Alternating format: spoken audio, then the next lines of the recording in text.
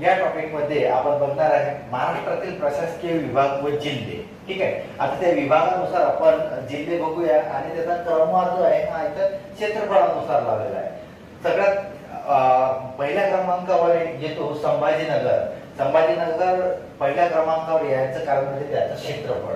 त्याचं क्षेत्रफळ आहे 64,813 चौरस किलोमीटर आणि ज्यामध्ये 8 जिल्ह्यांचा समावेश होतो। संभाजीनगर, परभणी, जालना, बीड, उस्मानाबाद, नांदेड, लातूर आणि हिंगोली। ठीक आहे, तर संभाजीनगर या प्रशासकीय विभागात 8 जिल्ह्यांचा समावेश होतो आणि तो महाराष्ट्रातील सर्वात जास्त जिल्हे असणारा प्रशासकीय विभाग आहे। बघा, यापूर्वी आपण बघितलं होतं की विदर्भ हा सर्वात जास्त जिल्हे असणारा विभाग होता, पण ज्यावेळेस आपण प्रशासकीय विभागाविषयी बोलतो तर त्यावेळेस आपण संभाजीनगर हा 1 नंबरवर आहे। कारण काय, विदर्भामध्ये 2 प्रशासकीय विभाग आहेत, एक नागपूर आणि एक अमरावती, त्यामुळे त्यांचा क्रमांक हा 4 आणि 5 वर आहे। ठीक आहे, तर संभाजीनगर नंतर दुसऱ्या क्रमांकावर आहे नाशिक विभाग।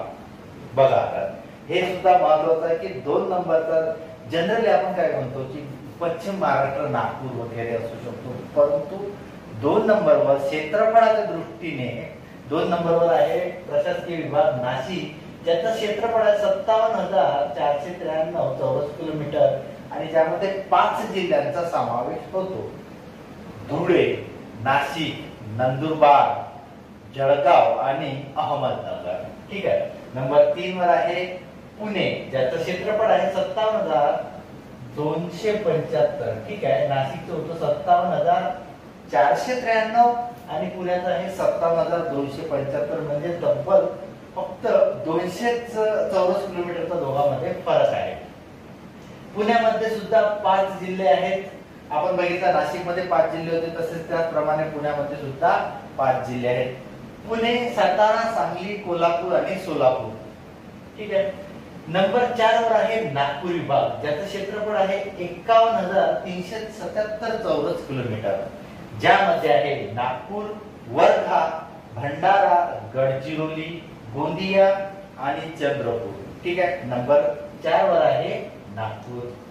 ह्यानंतर विदर्भामधला दुसरा प्रशासकीय विभाग म्हणजे अमरावती, ज्याचे क्षेत्रफळ आहे 46,027 चौरस किलोमीटर, ज्यामध्ये एकूण 5 जिल्हे येतात: अमरावती, अकोला, बुलढाणा, यवतमाळ आणि वाशिम। ठीक आहे, सगळ्यात शेवटचा म्हणजे कोकण विभाग। बघा, आता इथं